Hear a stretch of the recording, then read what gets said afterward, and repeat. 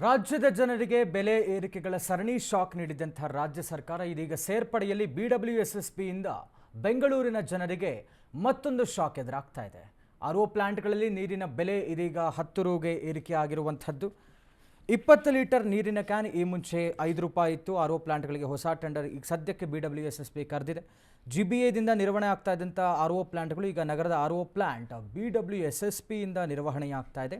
UPI ಮೂಲಕ ಕೂಡ ಹಣ ಪಾವತಿಗೆ ಗ್ರಾಹಕರಿಗೆ ಅವಕಾಶವನ್ನು ಮಾಡಿಕೊಟ್ಟಿದೆ. ಅಕ್ಟೋಬರ್ ತಿಂಗಳಿಂದ ಈ ಒಂದು ಯೋಜನೆ ಜಾರಿಗೆ BWSSB ನಿರ್ಧಾರ ಮಾಡಿದೆ. ಇಷ್ಟು ದಿವಸ 20 ಲೀಟರ್ ಸ್ಕ್ಯಾನ್ 5 ರೂಪೀಸ್ ಇತ್ತು RO ಪ್ಲಾಂಟ್ಗಳಲ್ಲಿ, ಇದೀಗ ಅದು 10 ರು ಏರಿಕೆ ಆಗಿರುವಂಥದ್ದು. ಇಷ್ಟು ದಿವಸ GBA ನಿರ್ವಹಣೆ ಮಾಡ್ತಾ ಇತ್ತು, ಇದೀಗ BWSSBಯಿಂದ ಜನಸಾಮಾನ್ಯರಿಗೆ ಕುಡಿಯುವ ಶುದ್ಧ ನೀರಿನ ಮೇಲಿನೂ ಕೂಡ ಬೆಲೆಯನ್ನು ಕೂಡ ಇದೀಗ BWSSB ಏರಿಕೆ ಮಾಡಿದೆ.